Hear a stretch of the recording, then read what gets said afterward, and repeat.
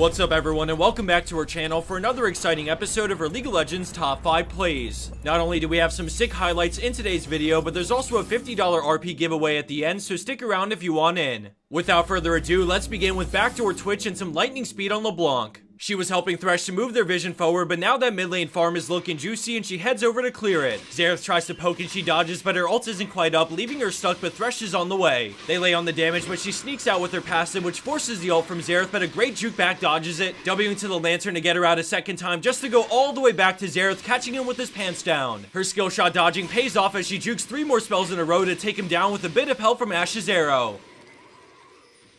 Moving right along and into our number 4 spot, we have EUS Taurus in a master tier game, and props to her teammates as well. They're down about 7,000 gold, and with their jungler dead, the enemy team decided to rush an early Baron to just about seal the deal. They have to do something to stop them, and Malphite pulls out the clutch with a Baron steal, pulling them close to Diana so she can get inside the pit. Her E pulls them in into a tornado knockup, and despite the Vi ult, she remains calm and confident, fighting this out to clean up a bunch of kills. The Monsoon guarantees she can also get barred, making this a disaster for blue team 22 minutes into the game, and just about 7 minutes later, it's actually red team who wins it all. I know this isn't some incredible display of mechanics or individual play, which is why her teammates also deserve credit, but considering how behind they were, I think overall it's a great comeback in a high-level game.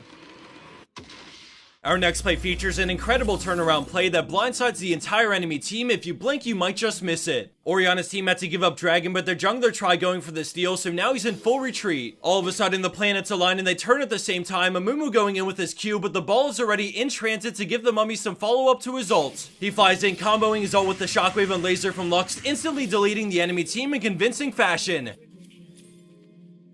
Landing in at second place, we have DM Cortex on Gnar with a beastly engage after a great setup from his teammate. The threat of Baron has everyone grouped up and looking for the catch that'll get them a good fight by Nashor. The enemy team looked like they want to go in, but Bart sees their hesitation and punishes with a huge 5-man Tempered Fate. Ezreal's ultimate still goes off, pushing Gnar into red as he flashes in, going mega and following up with more team-wide CC, so his carries get off all their damage, leading to a landslide victory. Off of that play, they get the free Baron, putting them in the driver's seat of this game, all thanks to the perfect timing and engage from DM Cortex and Bard.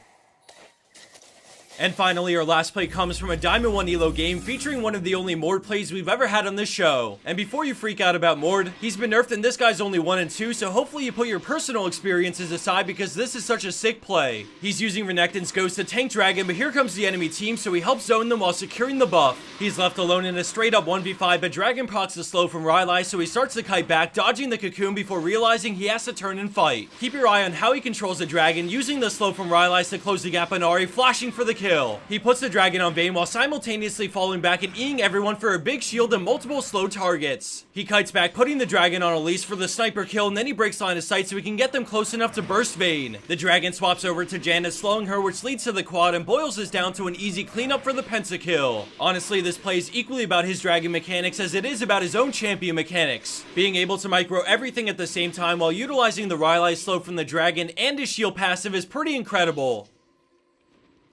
And for a bonus clip of the week, we have Lane with me on Azir playing One for All, and well, this play is pure gold. I won't spoil anything, but be warned, what you're about to see is cruel, and just for the record, we don't support the unjust containment of animals. As promised, we're running a $50 RP giveaway thanks to our sponsor skillcap.com, so we'll be choosing 2 winners from the comment section, each winning 25 bucks. All you have to do is drop us a comment letting us know what your thoughts are on all the new changes coming this preseason. I think it'll really shake the game up in a good way, but with every big change to the game, I always get a little anxious because I hate not knowing what to do. Everyone's in a mad rush to learn what's OP, and since I don't get to play every day, I feel like I start to fall behind, but that's why I love subbing to a service like SkillCapped. They're always really up to date with every new patch, and since their videos are made by high elo players that do their research, then I know the videos they put up are accurate. By the time the preseason patch is released, I'm sure they'll have a bunch of content to go alongside with it. Because of that, I'm not stressing too hard about every little detail I see on Reddit for the upcoming changes, because I know in the end SkillCapp's gonna be my go-to to be brought up to speed. While waiting on the preseason content to hit the site, you can always watch the first 2 minutes of any past video for free, so I'd highly recommend this if you want to get a feel for the style of teaching they offer. Head over to the description box of this video, and there you'll find direct links to what we showed, including this video preview section of the site. On a final note before signing off, thanks everyone for all the support lately, especially for our good friend Cellyberry. He wanted us to say thank you on his behalf. You guys are awesome fans to have, and it makes me so proud that we can grow someone's presence by so much in just a few days. Thanks again everyone, and until next time, take care of yourself and have a wonderful day.